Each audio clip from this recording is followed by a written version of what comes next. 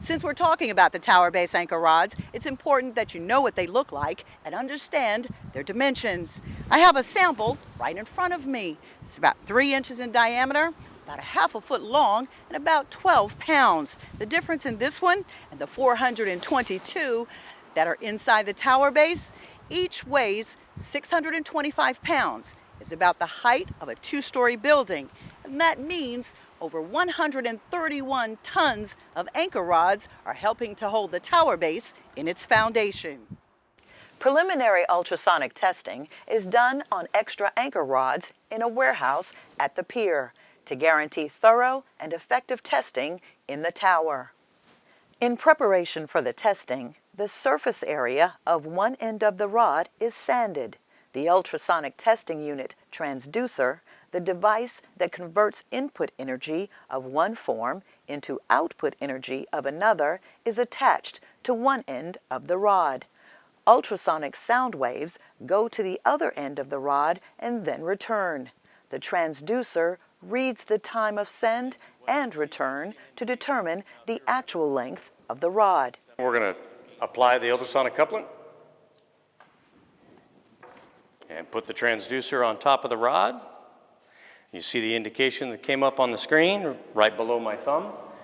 And this one happens to be 7,805 millimeters, and that's the length of this particular rod.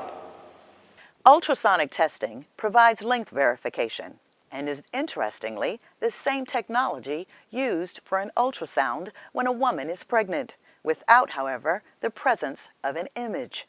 It's also similar to sonar, the system that sends out waves and measures how long it takes for them to be reflected and returned.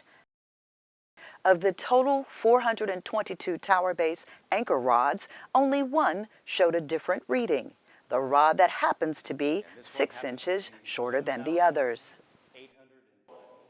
So what we did is we tested all 422 rods, and what we did with that is once we got done testing and we looked at all the different lengths, we discovered this one that was short. And then what we did is we changed technicians because we had several different crews go through and test the rods. So what we did is we went back to the pier and we changed the technician teams, changed the instruments.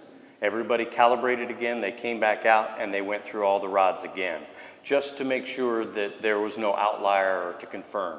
So basically it was kind of a blind test, so that way one person got a particular reading and it was confirmed multiple times.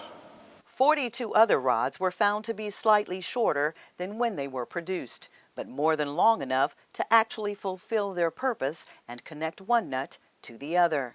Therefore, they merit no further investigation. This is perfectly normal, as rods are shortened every day in the fields after production. However, the 6-inch short rod, unlike the other 42, is the only one that could be short enough to miss the nut. So we will further investigate this particular rod. Using 3 sets of technicians, well over 1,200 tests are being performed. Meanwhile, the 130-plus tons of tower base anchor rods continue to provide an extra layer of performance, and the bridge remains safe. The highly accomplished Materials Engineering and Testing Services team is performing the ultrasonic testing. They hold the highest level of qualifications for ultrasonic, magnetic particle, and liquid penetrant testing. We've engaged the best and brightest minds in bridge engineering to perform this UT testing, ensuring accuracy of results. For Caltrans Newsflash, this is Leah Robinson Leach.